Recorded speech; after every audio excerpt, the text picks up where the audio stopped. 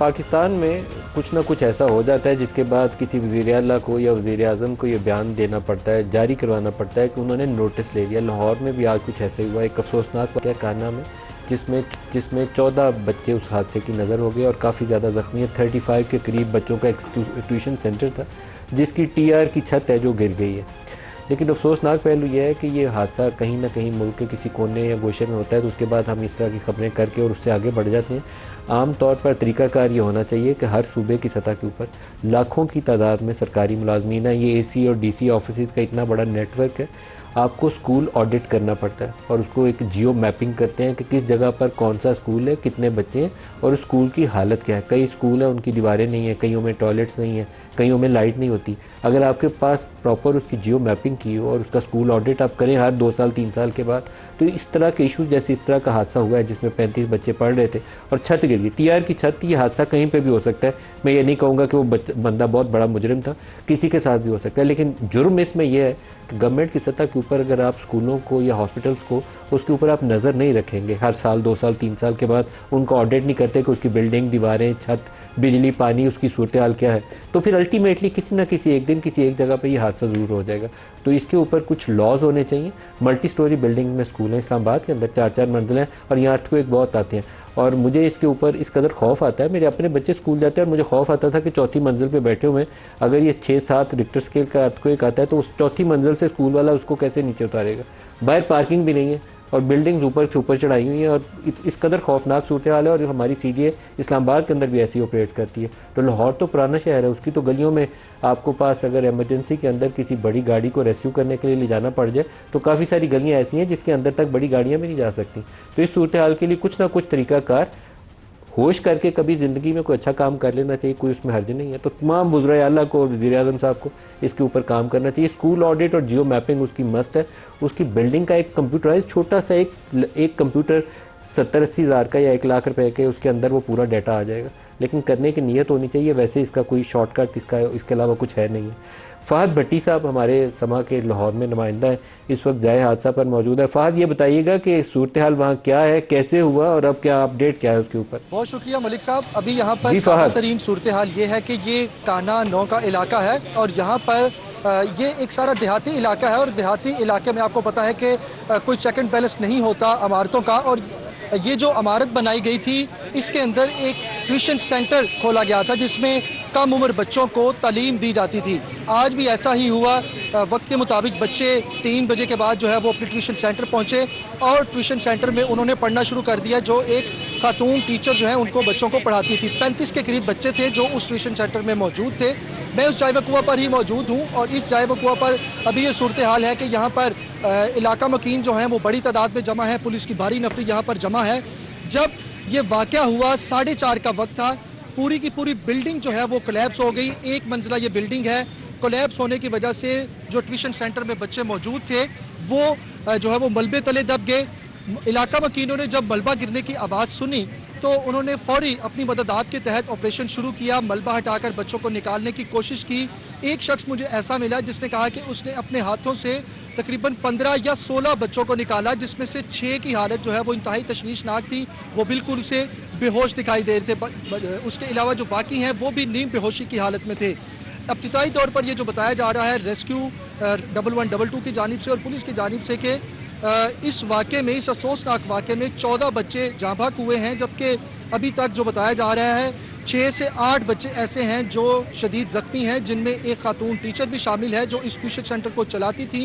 ये तमाम बच्चे THQ काना अस्पताल और उसके अलावा जनरल अस्पताल में ज़ेर इलाज हैं, जिनमें से 4 बच्चों की हालत इंतहाई तशवीशनाक बताई जा रही है। पुलिस के आला अफसरान ने जाए वकुआ का दौरा जी फ़हद, बहुत शुक्रिया आपका। डॉक्टर मुसद्दिक साहब, आप इस पे कमेंट करना चाहेंगे, फिर हम अपने टॉपिक पे आ जाते हैं। मैं जी ताज़ियत करना चाहूँगा और जिनके ऊपर गुजरी सिर्फ वही जानते हैं।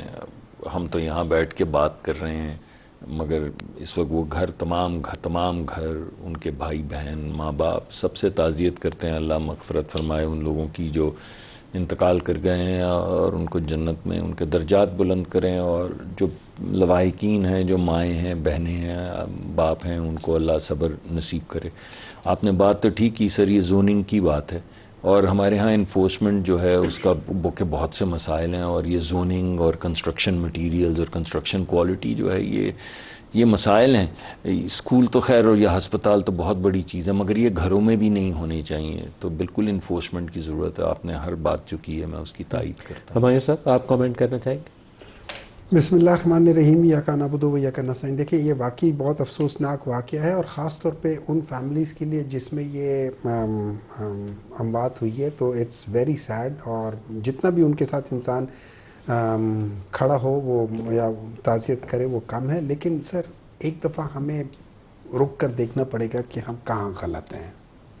देखिए, ये जो चीज़ें कभी इधर ख़राब हो रही है, कभी उधर ख़राब हो रही है, इसके पीछे, और ये पाकिस्तान में एक शहर नहीं है, लाहौर नहीं है, कराची में भी होता है, केपी में भी, हर जगह पे होता है। और उसकी बेसिक वजह ये, हम सब बीच में इन्वॉल्व हैं। हम लोग हर जगह पे, किसी जगह पे रूल्स रेगुलेशन नहीं है। जो पावरफुल लोग हैं वो रिवर बेड पे भी अपनी चीज़ें बना जाते हैं और उसको रेगुलराइज भी कर जाते हैं, और कोई सवाल भी नहीं उठाएगा, और क्या कुछ होगा। और इस तरह की चीज़ों में भी यही होगा। ये भी उसी तरह की एक कड़ी है। वहाँ पे भी चीज़ गलत हुई, यहाँ पे भी चीज़ गलत हुई है। उसका मैग्नम बहुत बड़ा है, इसका मैग्नम बहुत छोटा है, लेकिन है गलत। और इसकी वजह क्या है? Number 1, there is no merit. Number 2, there is no system. Number 3, सिफारिश और रिश्वत। ये 4-5 ऐसी चीज़ें जो पाकिस्तान की पूरी सोसाइटी के अंदर सरेत कर गई हैं। मैं जब अपना काम करने के लिए कहीं जाऊंगा, मैं सिफारिश भी लड़ाऊंगा, मैं अपनी रिश्वत भी दूंगा, मैं सारे करूँ, और मैं अपने काम करवाने की कोशिश करूंगा, जिसको मलिक रियाज ने कहा था पहिए लगवाना। और क्या वो गलत है? नहीं, वो गलत नहीं है, वो सही है। ये वो प्रॉब्लम है जिसके ये साइन और सिम्टम्स हैं। वो प्रॉब्लम कौन है? वो प्रॉब्लम ये है कि जिसको वो मुनीब फारूक ने भी कहा हुआ है कि सिस्टम कहता है कि ये गलत है, सिस्टम कहता है ये ठीक है। इसकी बजाय मेरिट पे फैसले होने चाहिए। जब मेरिट पे फैसले होंगे, और मैं आपको एक चीज बता देता हूँ, अभी पिछले दिनों जो बिल आया था, जो टेलीकॉम वाला था, मैं उस कमेटी के अंदर हूँ। वहां पे जिस तरीके से जब आप किसी एक को शॉर्टलिस्ट कर रहे हैं, वो शॉर्टलिस्ट ऐसे लगते जैसे उस बंदे को सामने रख के करे। और ये मैंने सवालात उठाए थे। एंड में मुझे कहा गया कि जी बहुत 2-3 दिन आपने सवाल उठा लिया, बस ठीक है, अब आगे भी चलते हैं। But that is exactly what happens. We move on. We do not correct our direction. We move on. जब तक हम अपनी डायरेक्शन करेक्ट नहीं करेंगे, हम अपनी चीजों को करेक्ट नहीं करेंगे, we should never move on. बिल्कुल सही कह रहे सब। इन्ना लिल्लाहि व इन्ना इलैहि राजिऊन। बड़ा यकीनन ताज़ियत है उन ख़ानदानों के साथ जिनके मासूम बच्चे इल्म हासिल करते हुए अल्लाह को प्यारे हो गए, वो ऐसे हादसे का शिकार हो गए। अल्लाह उन्हें सब्र दे। ये बड़ा ही तकलीफ दे सानिया होता है।